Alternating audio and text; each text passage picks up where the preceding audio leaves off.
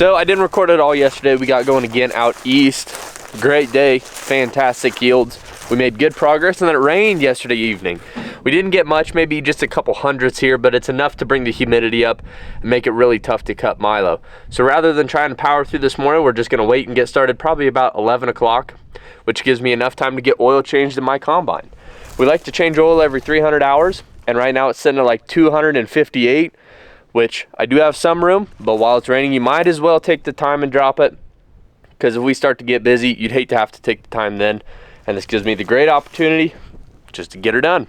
I always like to change oil in the field. It never bothers me at all. I just carry buckets and then oil from the shop. I would actually prefer to do it here than in the shop, because who wouldn't want to be in like this kind of scenery? It just makes a lot more sense to me. So anyway, I'm gonna start the combine, let it warm up for about 10 minutes. That way the oil drains quicker, then we will get after it. The other thing I also have to do is charge my air conditioner. It's not the coldest. It's not like a 911 issue, but since I have time, you know, might as well put a can in, make sure the pressure's good to ensure it's not a mixer valve. It's been running for a little bit now. Engine temp's up to 124, so I think that should be plenty to shut her off and get the oil draining.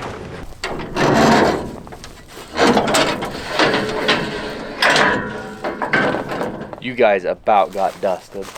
So the oil drains from the engine down the bottom into this tube. So I will get that set up and put the buckets underneath. Let it drain. It holds 51 quarts.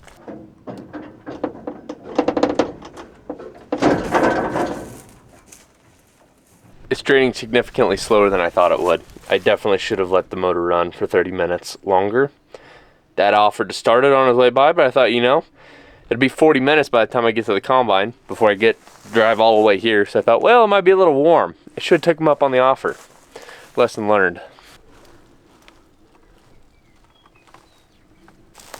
Got 2 buckets full. It's all the longer you gotta watch, because now it's just gonna sit here and drip into this last bucket. So while it's dripping, I can go ahead and change all the filters, air filters, and get ready. And by the time I have all those changed, this will probably be done. Then we can go ahead and add the oil back.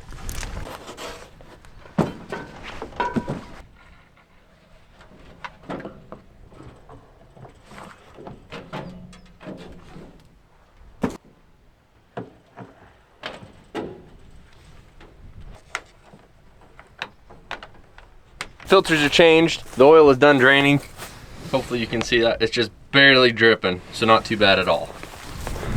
So we're good to shut it off, start adding oil, and after that we can recharge the air conditioner, and then I think we're ready to go give it a sample. There is a set of custom cutters probably like 3 miles that way.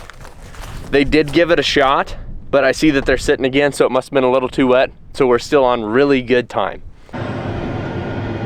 That's better. Got the AC charged. Low side was at 5 and high side was at 50, which high side should be about like 175. Low side should be like 25. I put 2 cans in. We're still low, so tomorrow I'll bring 2 more cans and put them in. I probably have a leak somewhere, is my feeling. But I'll add cans to get through harvest, and after harvest I will find where the leak is. So we got everything serviced up and we're ready to go now. Combine number 2 is currently giving it a test shot, or I guess 3. I'm in 1, that's 3, number 2 is still at the doctor, so we're only running 2.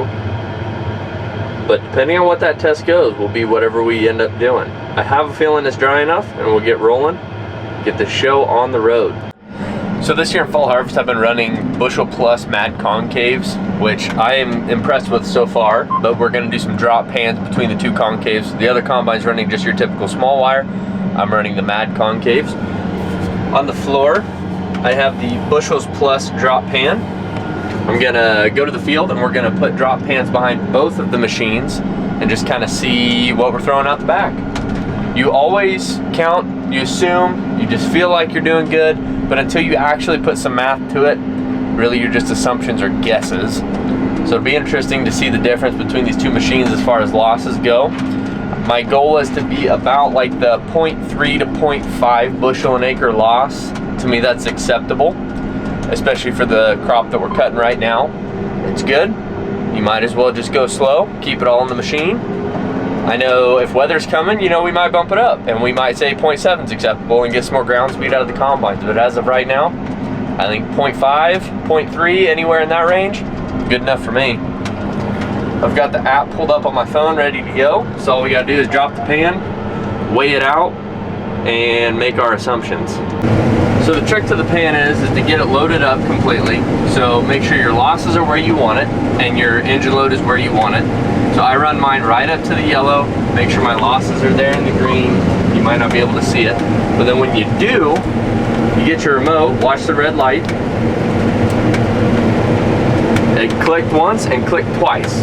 So whenever it clicks twice, then that's how you know you dropped it. So we'll keep going just a little bit. That way we can clear the pan, so we're not sitting there blowing whatever's coming out the back of the combine into the pan. And then go ahead and pick up and stop, and we will go back and measure. Grab the air separator and the scale, and always let the dust clear. So here is the pan.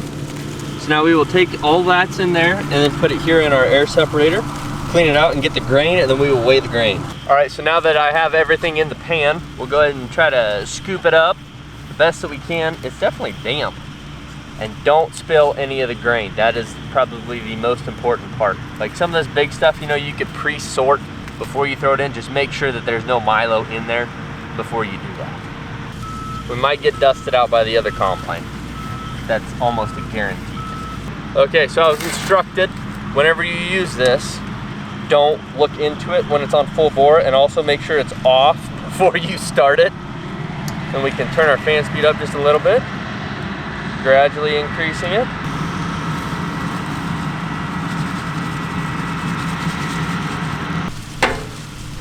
So now after you get that done, then you're gonna take whatever is in your air sifter and put it onto the measuring scale.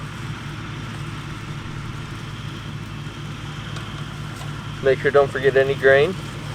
And then you're gonna have to fine pick all the other wet trash out that's too heavy to be thrown out. All right, so now the scale is saying that we lost, I should probably set this down because I'm not that steady. 19.2 grams. So then you're gonna plug that into your app. Well, I'm not gonna lie to you, it's not good, it's not. But it is morning, after rain, tough conditions. I'm not justifying this excuse, but I don't know, hold up. So I entered everything into my app, you know, and if you can see there at the bottom, it's 2.15 bushel to the acre of loss. I had 7 grams in the tray. That is absolutely unacceptable. But had I not thrown the pan, I would not know that. So as bad as it is to admit, like, yes, I just threw out 2 bushel to the acre, it's also something that you can learn from and correct and move on with.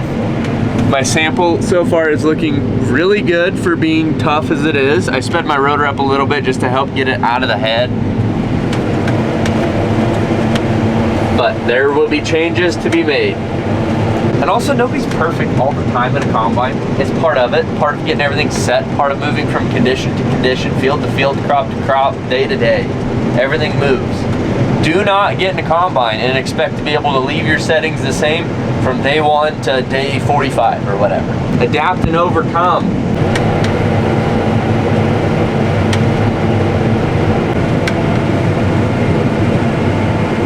It doesn't look like he's going fast on camera, but I think he is absolutely flying.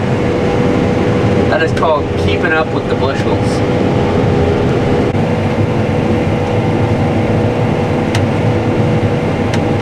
Well, so far everything has been going really well. Very smoothly, no problems. I haven't picked up the camera in a couple hours, but we're about to finish up the second half of this field. It's a 210 acre field, so one half was 105, the other half's 105. We have to cut these mile-long fields in half because the car can't keep up running a full mile, but he can keep up running a half mile. So all we've got is the triangle here working to the corner, and then we're finished up and moving a mile west, or excuse me, a mile east, and getting started on a half section.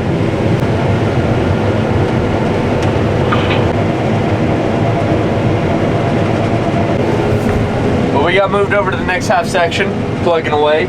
We started cutting it north-south to be close to the county road so the grain cart could just hop up on the county road to dump. But we have Milo that's starting to lay over, which is a tendency for Milo, especially as it starts getting drier. Catch a couple winds and those big heads, they just start leaning over. Doesn't take much. But now we switched to cut it east-west, which is what we normally do. That way our crop lifters can help pick up the Milo a little better. So all around, this is a lot better deal.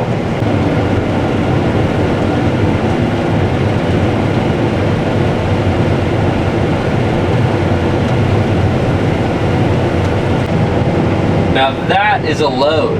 Goodness gracious. Don't know how much he's got on.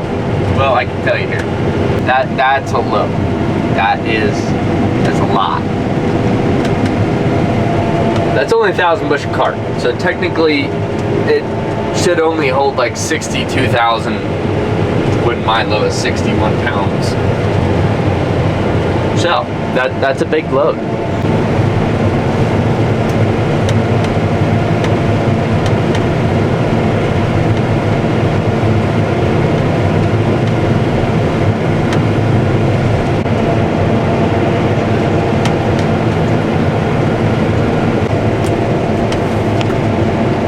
We continue on with Milo harvest. Everything is going fantastic so far. We have 2 combines running. So exciting news, combine number 2 has arrived from the dealership today. Hopefully tomorrow we'll get the head hooked up and we will have it brought out here and get it ready to go. We'll be running 3 machines, full bore and Milo. I don't think we can keep up truck wise, so we might have to hire in some trucks, and definitely will not be able to keep up with carts. But that is okay. That is a great problem to have. I would rather see that than the alternative of everybody sitting around and not enough grain coming through to keep everyone busy. So I guess I didn't say at all what that combine left for. What happened with it is the head was leaking. We noticed a lot of blow by. They took it off and all the rings, 1 through 6, were all leaking. So we had a head put on, the short block anyways. It's been up at Deere for probably 35, 40 days maybe. They just got it put back together, just been waiting on parts from what I understand anyways. But it is put back together and we are rolling, hopefully no problems with it, but we'll see whenever it gets back here.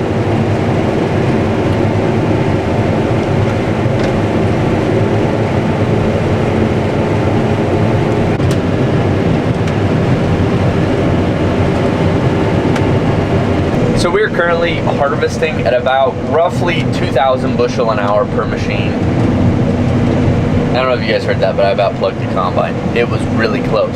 But anyway, we're harvesting at about 2,000 bushels an hour per machine. So that means we're doing 4,000 total as of right now.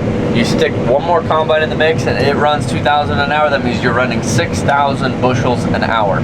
One 1,000 bushel cart, how we're running now, it keeps up okay at 4,000 bushel an hour. 6,000 is no way. 4 trucks is what we're running, and it's keeping up pretty good. I think we can probably make 4 trucks work at 6,000 an hour, but really we might need just 1 more truck to run 5, and it'll be fine. But the cart will not keep up. So what we're probably going to end up doing is 1 combine will just dump on the truck every time we get to the end. Just make sure that you don't get stuck where you're waiting. That's all it is. If you'd rather take the time and wait dumping into the truck than wait in the field while you're full. That's just how it ends up working out to get the most efficiency possible. Cart's gonna come smoking up here any minute. Get us unloaded, that way we can cut through. There he is. For 1 cart to keep up in the Milo that we're having right now, hauling as far as we are, it is just unbelievable. A good cart guy finishes out the whole operation. It's impossible to be efficient if you have a bad cart driver. It doesn't matter who's in the combine, but if you have someone in the cart who's not on top of it, you're not going to get very much done in a day.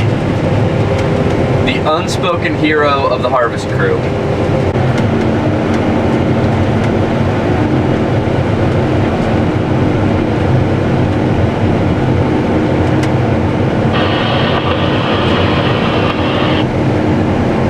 Well, it's now 9:44 at night, and I think we're calling it. The moisture's starting to get up there, and we're on good progress, so there's no need to push the hours any longer than we have to, because we do have a long way to go, probably like 30 more days. So I think that's all for today's video. Thank you guys for watching, and we'll see you in the next one.